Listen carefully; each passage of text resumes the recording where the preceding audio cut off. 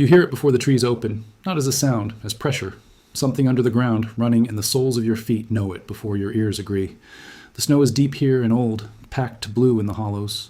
Your breath freezes on the wool at your collar, and through the bare branches, a mile off, a white column stands in the December air and does not move, does not thin, does not go anywhere. It just stands there, rising. In a cold this deep, nothing should be rising. You walk toward it because everything walks toward it. The animals wore this trail. The people who came before the animals wore this trail. And the closer you come, the more the sound changes from something you feel to something that fills the space where your own thoughts used to be. Then the trees end, and the water goes over the edge, green at the lip and white below, and it does not stop, has not stopped, will not stop. And the roar comes up out of the gorge like something exhaling. Now, listen, because everything you think you know about what that sound means was written down by men who could not hear it properly and sold to you by men who did not care. The people who lived here had a name for what lives behind that water. That name is not the name on the postcard. That name is not the name on the boat. And the story you have almost certainly been told, the one about the girl in the white canoe, was printed for the first time in a guidebook for money in 1850. The water has a voice. The question was never whether it speaks. The question is, who has been putting words in its mouth? Start with something that will make the rest of this make sense. The waterfall you're looking at is not standing where it was born. About 12,500 years ago, when the last ice sheet pulled back off this land, the water broke over the edge of the Niagara escarpment near what we now call Lewiston, New York, and began immediately to eat backwards. Limestone on top, soft shale underneath. The shale washes out, the limestone hangs unsupported, and then a slab the size of a house lets go and falls, and the edge of the world moves upstream by a few feet. It has done that over and over for 12,000 years, and it has moved about 7 miles. Sit with that. The Niagara Gorge, 7 miles of it, that whole cut in the rock, is not a valley the river found. It is the hole the waterfall left behind while walking, which means something that the guidebooks never say. Human beings were here for that. Evidence of people in the Niagara region runs back roughly 12,600 years, which is to say, back to the ice. Somebody stood at the escarpment when the falls were at the escarpment. Somebody heard it there. Their grandchildren heard it a little further upstream, and their grandchildren a little further, and the falls kept walking. Generation after generation, and the people walked with it. Do you understand what that means for the stories? It means the falls were never an eternal fixture in the local mind. They were a moving thing, a thing that consumed its own bed, a thing that was, in the most literal way, alive and hungry and getting closer to the lake every year. The Europeans arrived and saw a monument. The people who had been here 12,000 years saw an animal. Now, who were they? This is where I have to slow down, because the popular version gets it wrong immediately, and the wrong version has been repeated so many times it has become the furniture of the subject. The people who gave Niagara its name were not, at the time of naming, Haudenosaunee. They were the Onghiahara. They lived on the peninsula, on both sides of the river, and they belonged to a confederacy of Iroquoian-speaking nations that the French, in their neat and self-serving way, labeled the neutral, because these nations declined to take a side in the wars between the Wendat and the Five Nations. Other names attached to them, Atawandaron, which is what the Wendat called them, and which means something close to people whose speech is a little off. Chononton, keepers of the deer, because they herded deer into pens, an agricultural fact that ought to be more famous than it is. Hatiwendaronk. The Niagara region's own government today says, plainly, that scholars are still working out what the accurate name is. Think about what that sentence contains. We do not reliably know what to call the people who named the most famous waterfall on this continent. There were perhaps 12,000 of them in the early 1600s in something like 40 villages, growing corn and beans and squash and tobacco, living in bark longhouses, sitting on enormous deposits of flint, which made them rich because flint is what you make edges out of. And they had a language, and that language is gone.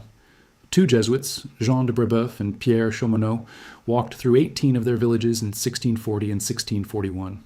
They noted that the speech was different enough from Wendat that they would need to write a separate grammar and a separate dictionary for it. They intended to. They planned it. Those books do not survive. Nobody has ever found them. So the etymology of the word Niagara, the word on 10,000 souvenir mugs, is a word out of a language for which no grammar and no dictionary exists, spoken by a confederacy that was destroyed around 1650 and 1651 during the Fur Wars, its survivors absorbed into the very nations that had broken them. This is the first thing the record lost. And it lost it before the record even started. After that, the river belonged to the Haudenosaunee, I'm going to use that word, so let me pay for it once. Haudenosaunee. It means, roughly, people who are building an extended house, people of the longhouse. You will more often see them called the Iroquois, which is a French word of uncertain origin, applied from outside. Haudenosaunee is what they call themselves, so it is what I am going to call them. 6 nations in the Confederacy: Mohawk, Oneida, Onondaga, Cayuga, Seneca, and the Tuscarora, who came north from the Carolinas and joined in the 1720s. And in that longhouse, the Seneca hold the western door. Onondaga, the great hill people, the westernmost nation, the ones responsible for what comes in from the west and what does not. Niagara is the western door, not a metaphor, a doorway, a hinge, the only water route from the lower lakes into the upper world of the continent, blocked by a cliff that no canoe can pass, which means everything, every hide, every kettle, every bar of lead, every message, has to come out of the water at one point and go over land, on the backs of human beings, and back into the water at another point. Whoever holds Niagara holds the door. Hold on to that. It comes back.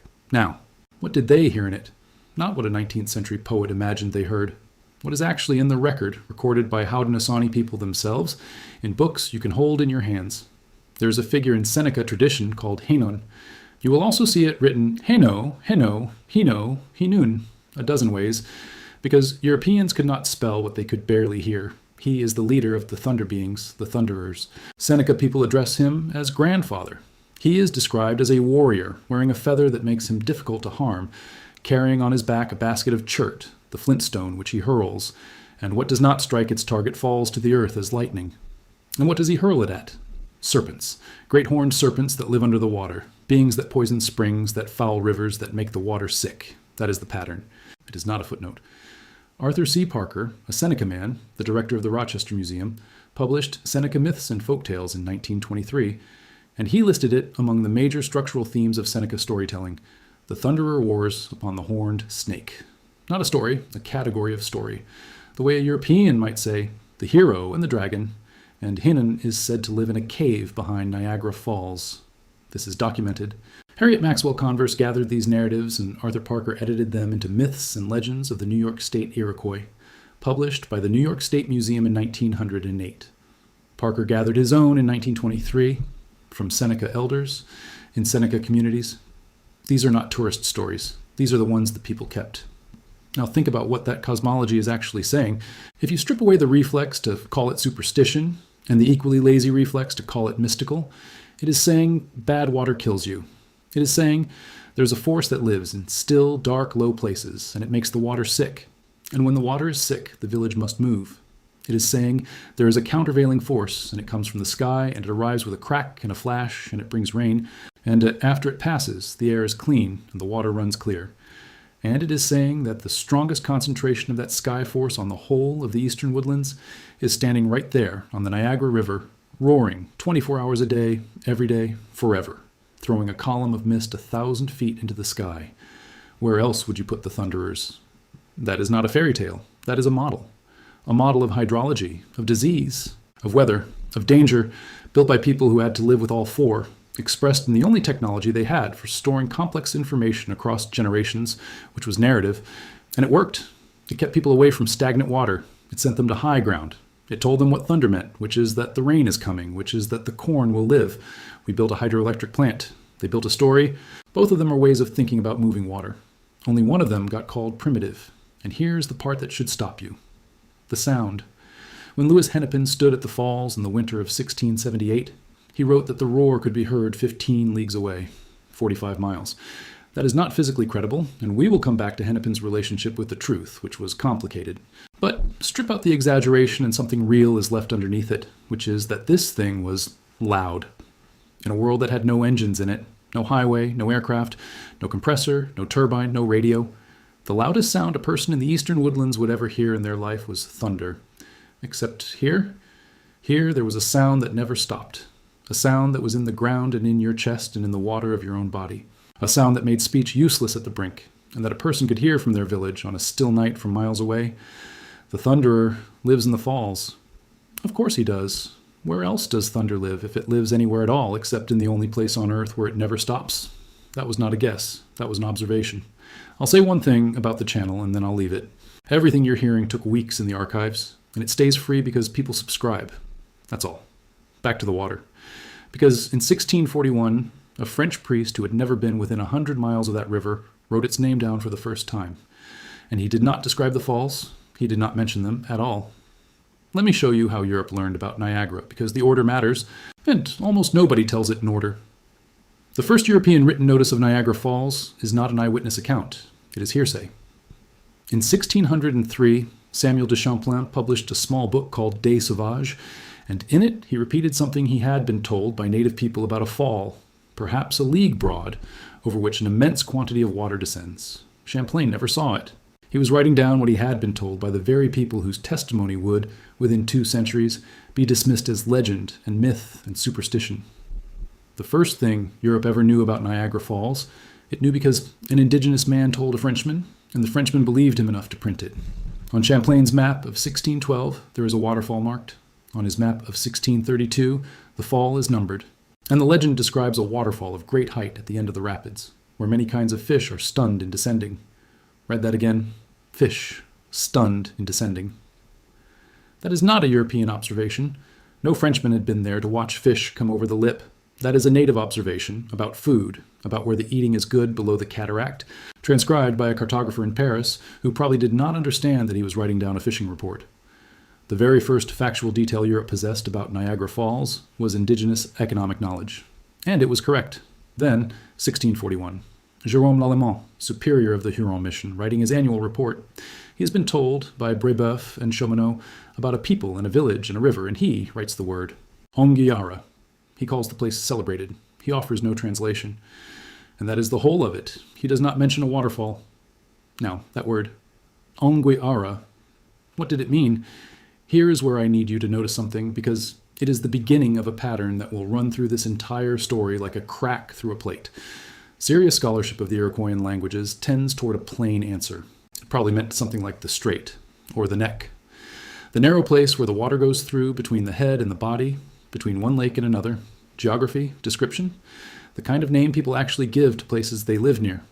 But you will not read that on the souvenir. On the souvenir, on the placemat, in the pamphlet, on the sign at the overlook, you will read that Niagara means thundering waters. It is a beautiful translation. It fits the place, it fits the picture, it fits the mood, and it appears to be a 19th century romantic gloss, laid over a word from a dead language by people who wanted the name to sound the way the water sounded. They could not leave even the name Mars alone. 1645? A French doctor named Gendron writes a letter mentioning the falls, though it is not published for another 15 years. 1648. Paul Ragueneau, writing the Huron section of the Jesuit Relation, gives Europe its first clear printed description. He says the Great Lake to the south, Erie, empties itself by a cataract of frightful height into Lake Ontario. That is it. That is the debut of Niagara Falls in world literature. One clause, a cataract of frightful height. No name for it. Almost an aside. 1656. A mapmaker in Paris, Nicholas Sanson, finally puts it on the map with a name. Ongiara Salt. Now it exists. Now it is on paper. Now it can be owned. And here's a detail that tells you everything about how well the newcomers were listening. Between 1641 and 1726, the name of this river was spelled roughly 40 different ways in European documents. Thomas Dongan, the governor of the colony of New York, managed to spell it 6 different ways in letters he wrote himself within a single 12-month stretch between February of 1687 and February of 1688. 6 ways. His own hand. 1 year. They could not hear the word. And I want you to hold that thought carefully, because a man who cannot hear a single word of a language is going to have a great deal of difficulty hearing that language's cosmology. Which brings us to the 6th of December, 1678, and to a man in a brown-gray robe with a knotted cord at his waist. Louis Hennepin, a Récollet friar, Belgian-born, traveling with La Salle's expedition, 40 miles of frozen forest behind him. He and a small party came up the western bank through snow. They heard it long before they saw it, the way everyone always has. And then he wrote it down. And his account, published in 1683, is the first eyewitness description of Niagara Falls that Europe ever read. He said that between Lake Ontario and Lake Erie, there is a vast and prodigious fall of water, and that the universe does not afford its parallel. He said the waters foam and boil in the most hideous manner imaginable. He said the noise was more terrible than thunder, and he said the drop was 600 feet. It is not. It is about half of that at the brink, closer to a third if you are being strict about the vertical fall. He was wrong by a factor of 3. Now, it is easy, and it is cheap to laugh at Hennepin. Later in his life, he became a genuine liar, a self-promoter of remarkable nerve, who claimed to have traveled the length of the Mississippi and back in a month, which is a physical impossibility, and Francis Parkman, 2 centuries later, called him the most impudent of liars and did not seem to enjoy having to be so restrained about it. But I do not think the 600 feet was a lie. I think it is something more interesting and sadder. I think he had no ruler, not a physical ruler, a conceptual one. Europe had nothing to compare this to. Hennepin himself, casting about, reaches for Italy and Sweden and their waterfalls and dismisses them as sorry patterns. There was no vocabulary in his world for 150,000 cubic feet of water per second going over a cliff. There was no unit. So he did what a man does when the instrument runs out of scale. He gave a number that matched the feeling. 600 feet was not a measurement. It was an emotion, wearing a measurement's clothes. And in 1697, when the engraving appeared in his book, Europe finally saw Niagara, the first image of the falls that the world ever laid eyes on. It is wrong. The proportions are wrong. The rocks are wrong. There's a third cataract in it, coming in from the side, that does not exist and never existed. The whole thing has the vertiginous, heaven-splitting height of a man's memory of terror rather than a place. And it was copied, and copied, and recopied into other books and other books for the better part of 150 years. Generations of Europeans learned the face of Niagara Falls from a picture that was, in the most literal sense, made up. Do you see the shape of this yet? The name, mistranslated. The height, tripled. The picture, invented. And now, the thing that is missing. Go through the record. Champlain, 1603. Lalemant, 1641. Ragueneau, 1648. Hennepin, 1678, standing at the brink in the snow, a man who had lived among Iroquoian people, a man whose entire professional purpose was the interior lives of the people he lived beside. Not one of them records a single indigenous story about the falls. Not one. They record the height, they record the noise, they record the fish, they record the fur, they record the strategic value of the portage down to the yard. And they do not write down a single thing that the people who had lived beside the water for 1,000 years said about it. That is not an accident of a lost page. That is a choice, made over and over by literate men with ink and paper and time. And you have to ask why, and the answer is not comfortable, but it is not mysterious either. A missionary needs the people in front of him to be empty, because if they are empty, he can fill them. A people with a coherent account of the world, a theory of water and sickness and sky and season, a theology with a grandfather in it, is not a blank page. It is a rival document. And the honest thing to do with a rival document is to read it. And the useful thing to do with a rival document is to pretend it does not exist. So when the story finally arrives, the famous one, the one about the girl in the white canoe, the one on the boat, and the mug and the shot glass, it does not come to us from a Jesuit report. It does not come from a French map. It comes from a guidebook, sold at the falls, for money. But before we get there, we have to go through the 1700s because the fabrication only makes sense if you know what was being taken while it was being written. The portage. Everything comes back to the portage. That stretch of ground where the cargo has to leave the water, climb the escarpment, and rejoin the river above the falls. It is roughly 7 miles. And for most of the 18th century, it was one of the most economically strategic pieces of dirt in North America, because every ounce of trade goods moving into the interior of the continent, and every pelt moving out of it, went up or down that hill on human backs. Seneca backs, largely. Seneca men worked that carry, first under the French and then under the British. It was brutal labor. The steepest pitch of it, the part where the trail goes up the face of the escarpment, is remembered in the surviving records under a name that means, more or less, to go up on all fours. It was work. Hard work, paid work, and it was theirs. Then, in 1762, a man named John Stedman, whom the British had made master of the portage, improved it. That is the word the records use. Improved. He brought in horses. He brought in carts.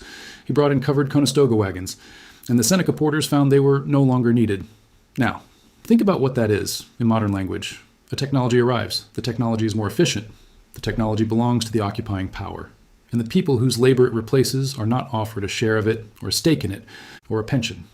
They are simply quietly made redundant on a road running through their own country, moving other people's goods past a waterfall their grandfathers named. On the 14th of September, 1763, at a place above the gorge called Devil's Hole, a British supply train was ambushed. I'm not going to describe what happened there. The details are in the record, and anyone who wants them can find them. And this is not the kind of channel that sells you a body count with a drum under it. What matters is the shape of it. It happened during a much larger war. the uprising that history books call Pontiac's War, after the Ottawa leader who helped set it in motion, a war that swept the Great Lakes and took 8 British forts. But at Devil's Hole, it was also something narrower and more human.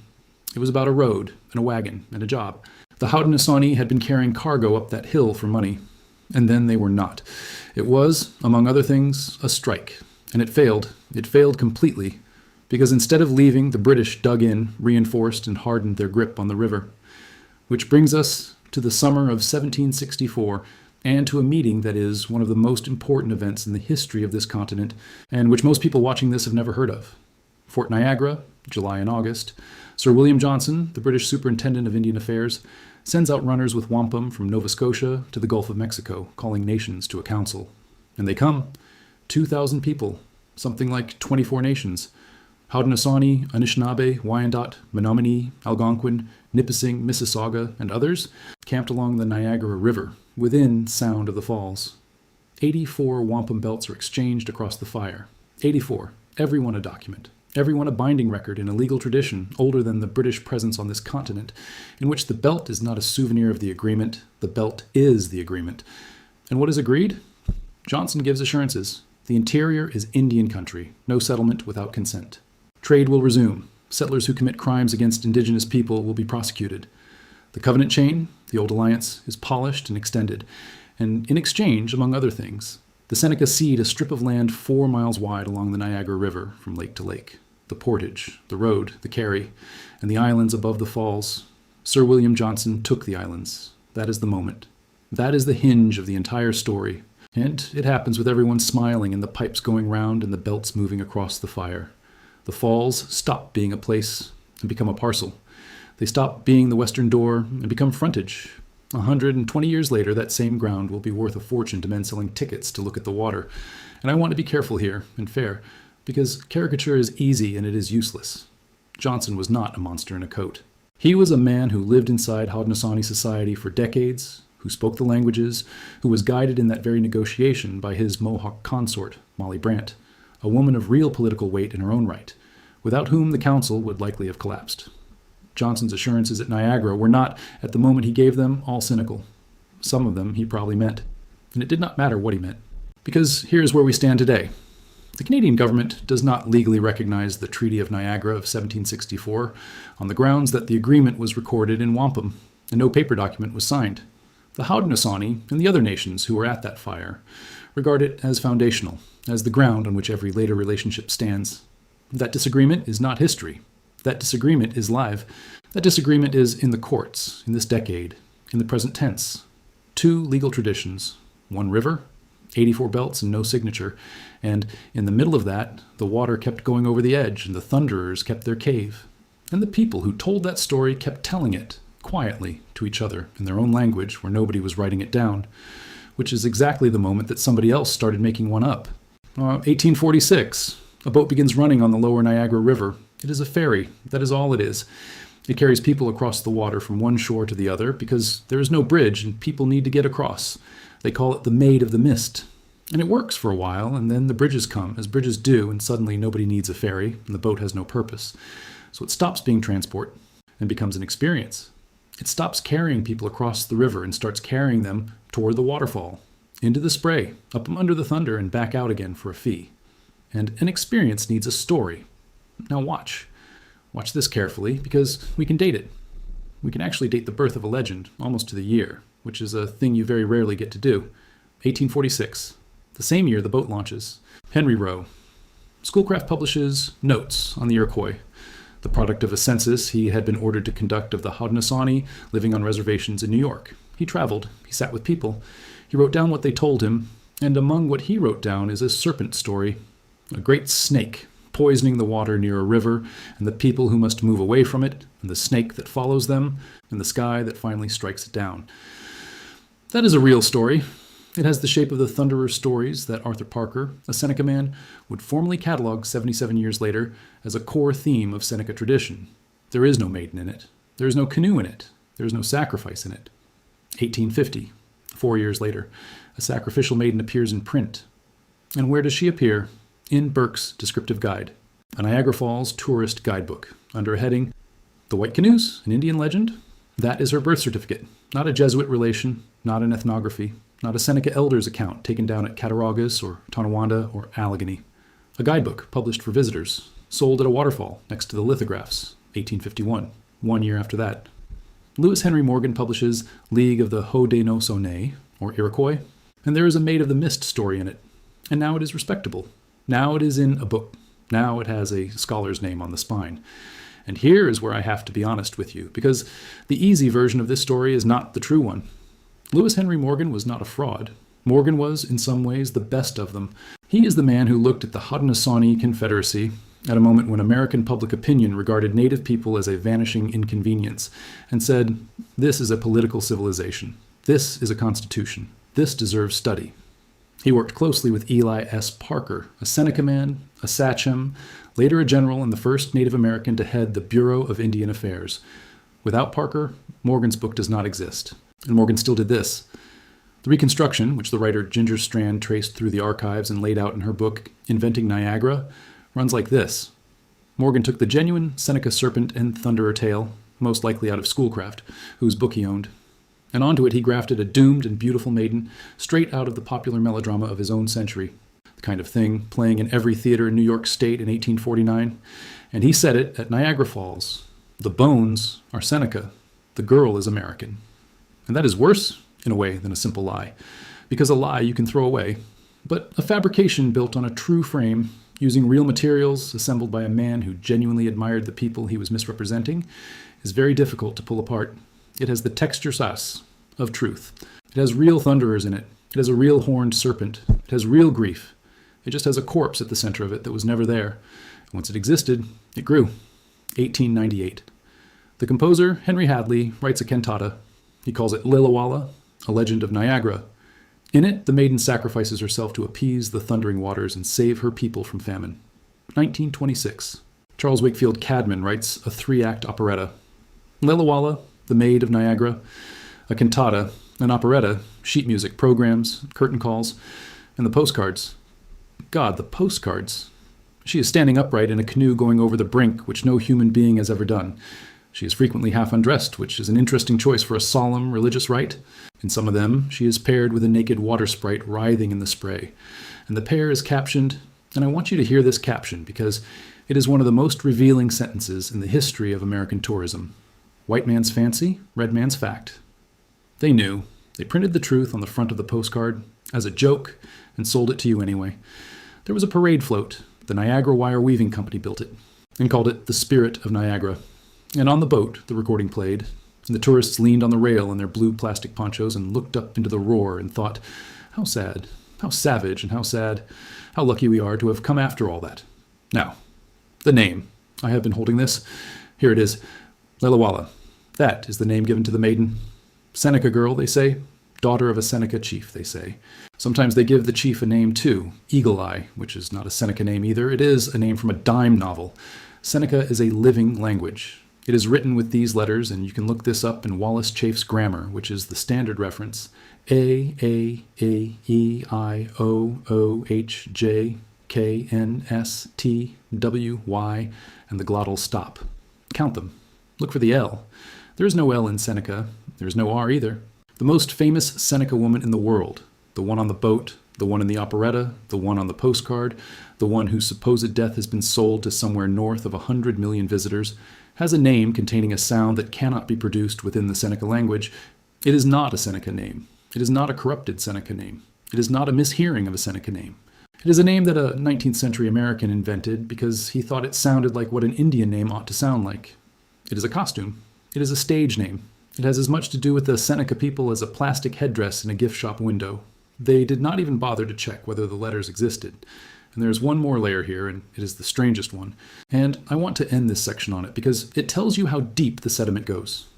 If you go looking online today for the origins of the Maid of the Mist legend, you will find, repeated on tour company websites and blogs and travel articles, a confident claim that the sacrifice story goes all the way back to La Salle himself in 1679, who supposedly wrote that upon learning of this yearly sacrifice, he attempted to stop them of such a practice, and who supposedly named the chief and named his daughter, and whose wife supposedly admitted afterwards that he had made the whole thing up to make the Haudenosaunee look like savages. It circulates everywhere. It is repeated as fact. And the names in it, Lelawala, Eagle Eye, are 19th century names, in a 19th century register, in a story with a 19th century shape. They are not 17th century French, which means it is entirely possible, and I want to be careful and say only what the evidence supports, that the widely circulated story about where the fake legend came from is itself a later invention. A forgery about a forgery. That is how thick this is. Even the debunking has a legend growing inside it. So let me strip it all the way down to what we can actually stand on. There is no evidence that the Haudenosaunee practiced human sacrifice. There is no evidence that any nation known to have lived in western New York practiced human sacrifice. The Seneca say they did not. The historical record does not say they did. The archaeology does not say they did. The sacrifice is not a distorted memory of something real. It is not a garbled version of a true event. It was made up. In English, for a guidebook, in 1850. And I'm not going to narrate it to you as a story, not even to debunk it, because narrating it is precisely how it survived for 170 years. Every time somebody retells it, even to mock it, even to correct it, the picture of the girl in the white canoe goes back into another mind, and the mind keeps the picture and forgets the correction. That is how this thing eats, so I will tell you what it was for instead. Why? Why invent it? What was it for? There is no single villain, and I refuse to give you one because a single villain would let everyone else off. There were 3 men, and they wanted 3 different things. The missionary wanted a soul, and to want a soul, you have to first believe there is a darkness in it. He needed the people in front of him to be lost, because if they were not lost, then what exactly was he for? A cosmology with a grandfather in it, with a moral order, with a theory of water and sickness and sky, is not darkness. It is a rival. And so he wrote down the height of the waterfall, and the depth of the gorge, and the number of fish. And he did not write down what the Seneca said, and the blank space on his page did the work that his sermon could not. The cartographer wanted a name. He wanted a short word that would fit on a map beside a small blue line, and he was not fussy about what it had meant to anyone. Ongiara became Niagara, and 40 spellings dropped out along the way, and with them the sound of a language that no longer has a single speaker anywhere on this earth. And the promoter wanted a ticket, and this is the one that matters, because this is the one that built the thing you can still ride today. Here is a hard commercial fact. A waterfall is only a waterfall. It is astonishing for about 11 minutes, and then it is astonishing in a way that no longer holds a crowd, and the crowd wanders off toward lunch. But a waterfall with a death in it, a waterfall with a beautiful girl at the bottom of it, and a father howling on the bank, and a doomed people and a god in the water, that is not a waterfall. That is a show. That is a reason to come, and to come back, and to buy the postcard, and to buy the mug, and above all, to buy the ticket for the boat that will take you to the exact spot where it did not happen. Niagara became the honeymoon capital of North America. Think about what a honeymoon crowd wants. It wants love, and it wants danger. And it wants a little tragedy at a safe distance, and it wants to feel something enormous while holding somebody's hand. The Maid of the Mist was not a legend. She was a product. She was engineered more or less deliberately to fit that market. And she fit it perfectly, which is why she outlived every honest thing said about the place for 150 years. But there is one more function, and it is the ugliest one. And I want to put it very plainly. Look at what the story is actually about. The water is poisoned, the people cannot stay, the village packs up and moves away, the Indians vanish into the mist. Now look at the date, 1850. What was happening in that decade to the Haudenosaunee of western New York? Land was going. Buffalo Creek was gone. Treaties were being enforced or ignored, depending on convenience. The Confederacy that had held the western door was being pressed into a shrinking set of reservations. The disappearance was not a myth. The disappearance was a policy, and it was underway, right there, within a day's ride of the ticket booth. And into that moment, a story appears in a tourist guidebook that explains that Indians vanish, that it is sad, that it is tragic, that it is inevitable, that it happened because of a serpent in the water and the will of a god, and not because of anything anybody in a top hat did. That story is a piece of machinery. It converts a crime into a mood. You stand at the rail, in the mist, and you feel a soft sorrow about a beautiful girl who never existed. And while you're feeling it, you are standing on ground that was ceded under duress in 1764. In a park that exists because someone bought the islands, watching a waterfall that will shortly be turned down by half so the turbines can run. The sadness you were sold was a substitute for the sadness you were owed. 1896 is not the end of this. 1996 is. By the middle of the 1990s, the Haudenosaunee had had enough of white man's fancy passing for red man's fact. The Seneca joined by others, made it clear that the legend being pumped through the loudspeakers on the tour boats was a lie about their ancestors, that their nations had never practiced human sacrifice, and that they were done being polite about it. And a protest was coming. And more to the point, so were the television cameras. A very popular American morning show was scheduled to broadcast from the falls that September. 4 days. 4 days after the pressure landed, the president of the Maid of the Mist Corporation went out to the reporters and announced that the company was very sensitive to the concerns of Native American people and did not want to portray their heritage inappropriately. The legend was cut from the recorded audio. 146 years, that is how long it took, from the guidebook in 1850 to the deleted audio track in 1996. And it took 4 days. Once the cameras were coming, draw whatever conclusion you like about what actually moves an institution. I have drawn mine, but the boat still runs. The name is still on the hull. Millions of people still buy the ticket, and a great many of them have heard from someone somewhere in some form about a girl in a white canoe. The story is out of the loudspeaker. The story is not out of the world. And now I want to tell you what was actually happening to actual Haudenosaunee people during the century in which the invented maiden was making everybody money, because this is the part the postcard never had room for. 1950. Canada and the United States sign a treaty on the diversion of the Niagara River. The first line of it recognizes their obligation to preserve and enhance the scenic beauty of the falls. Read the rest of it, and you find out what that means in practice. It means that between half and 3/4 of the Niagara River is now diverted, through enormous tunnels, around the waterfall, into turbines. It means that during the tourist season, in daylight hours, roughly half the river is permitted to go over the brink. And it means that at night, and all winter long, they cut it again down to 1/4. They turn the falls down at night. There is a control dam upstream. There are gates. There is a schedule. The most famous waterfall on Earth runs on a timetable, and the timetable is set by electricity demand and by the working hours of tourists. And because a thinner curtain of water looks wrong, looks weak, looks white and stringy instead of that deep bottle green, the engineers went further. In the 1950s, they excavated the riverbed, blasted the flanks, and shortened the crest of the Horseshoe Falls by several hundred feet, so that the reduced flow would spread across a shorter lip and still look like the picture on the postcard. They removed something like 100,000 tons of rock so that the waterfall would continue to resemble itself. The historian Daniel McFarlane has described what resulted as a completely man-made and artificial cataract. And in 1969, they went all the way.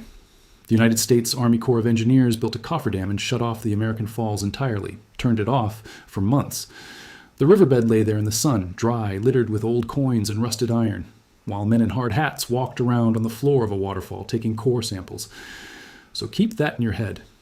When you stand at the rail today and feel that sound in your chest, and you think, this is the eternal voice of the earth, this is the thing that has been roaring since before there were people to hear it. No. You are hearing an allocation. You are hearing what was left over after the turbines took their share. In the summer, in the daytime, you are hearing about half of it.